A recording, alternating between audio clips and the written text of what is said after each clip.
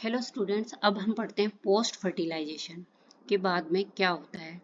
तो जैसा कि हमने प्रीवियस स्लाइड में देखा कि जायगोट बन जाता है और जायगोट से एम्ब्रियो का फॉर्मेशन होता है। उससे पहले एंडोस्पर्म बनता है। एम्ब्रियो के बनने से पहले एंडोस्पर्म का फॉर्मेशन होता है। ये एंडोस्पर्म इस बनने वाले एम्ब्रियो को न्यूट्रिशन प्रोवाइड करता है। उसके बाद सीड फॉर्मेशन होता है ओव्यूल से, और फिर फ्रूट का फॉर्मेशन होता है। तो देखिए, एंडोस्पर्म भी 3 टाइप के होते हैं, न्यूक्लियर, सेल्यूलर और हेलोबियल। न्यूक्लियर कोकोनट का कर्नेल जो गिरी होती है वो सेल्यूलर एंडोस्पर्म का एग्जाम्पल है, और कोकोनट का जो लिक्विड होता है वो न्यूक्लियर एंडोस्पर्म का एग्जाम्पल है। दोनों का काम न्यूट्रिशन प्रोवाइड करना है।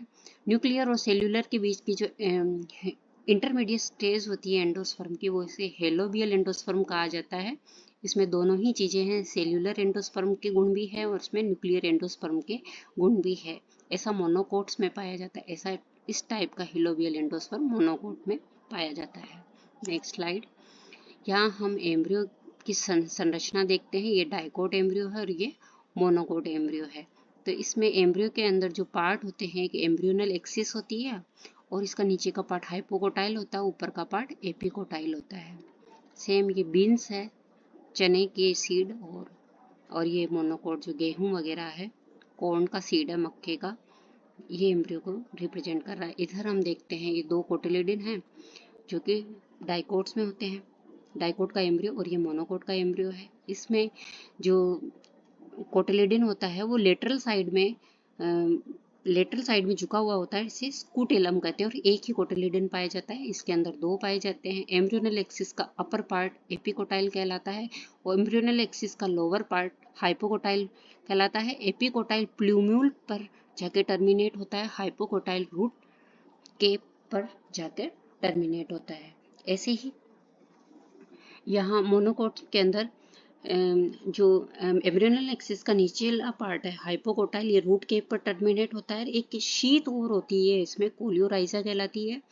और अपर पार्ट जो शूट अपेक्स होता है एम्ब्रियोनल एक्सिस के, वहाँ एक होलो शीत लाइक संरचना पाई जाती है जिसे कहते हैं कोलियोप्टाइल। कोलियोप्टाइल कहते हैं, और नीचे वाली को कोलियोराइजा कहते हैं। Next slide. सीड क्या होते हैं? फर्टिलाइज्ड ओव्यूल होते हैं। ओव्यूल की फर्टिलाइजेशन के बाद में सीड बनता है। सीड की संरचना हम देखते हैं कि सीड में सीड कोट होता है, कोटिलिडन होता है, और एक एम्ब्रियोनल एक्सिस होती है। सीड 2 टाइप का होता है, एक्स एल्ब्यूमिनस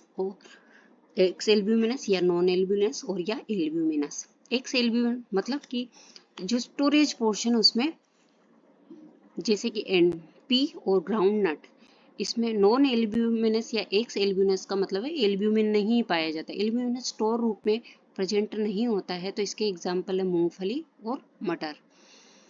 एल्ब्यूमिनस में एंडोस्पर्म का पार्ट रिटेन रह जाता है, यानी जो नॉन एल्ब्यूमिनस है एम्ब्रियो को पोषण देने में सारा एंडोस्पर्म खत्म हो जाता है, और एल्ब्यूमिनस में एंडोस्पर्म कुछ रह जाता है, जैसे कि गेहूं, मक्का, जौ और अरंडी, केस्टर। ये एल्ब्यूमिनस सीड के एग्जाम्पल है।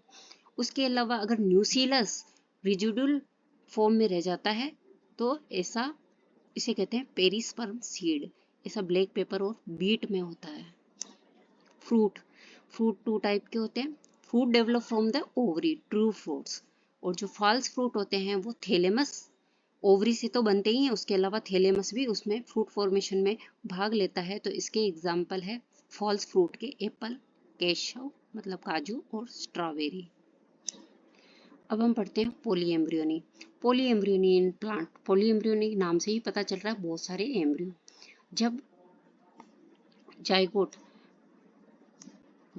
जाइगोट से एम्ब्रियो का फॉर्मेशन होता है तो एम्ब्रियो बहुत सारे हो जाते हैं। या तो ये एम्ब्रियो न्यूसीलस सेल के मल्टीपल डिवीजन से बनते हैं, या फिर ये डिप्लॉइड एग के विदाउट रिडक्शन डिवीजन से अगर ये बनते हैं एम्ब्रियो, जैसे कि इसका एग्जांपल है सिट्रस और मैंगो। सबसे पहले ऑरेंज के अंदर ये पोलीएम्ब्रियोनी को खोजा गया था। मल्टीपल फर्टिलाइजेशन से एम्ब्रियो बनते हैं, या अर्ली डिवीजन ऑफ जाइगोट के से ये एम्ब्रियो का फॉर्मेशन होता है। एपोमिक्सिस। एपोमिक्सिस एपोमिक्सिस प्रोसेस क्या होता है? एक एसेक्सुअल रिप्रोडक्शन का ही टाइप है, यानी without fusion of the gamete, यानी सेक्सुअल रिप्रोडक्शन की तरह ही होता है लेकिन फ्यूजन नहीं होता है, दोनों गेमेट का फ्यूजन नहीं होता है, तो एक इसको एसेक्सुअल रिप्रोडक्शन की तरह ही देखा जाता है।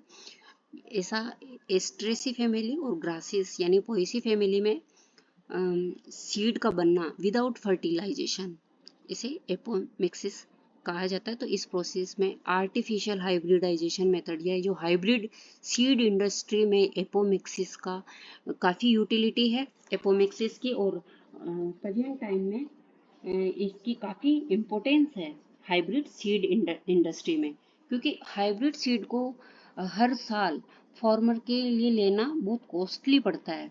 तो थ्रू एपोमिक्सिस अगर उसे सीड मिल जाए तो कॉस्ट कम हो जाएगी और इसकी यूटिलिटी बढ़ेगी।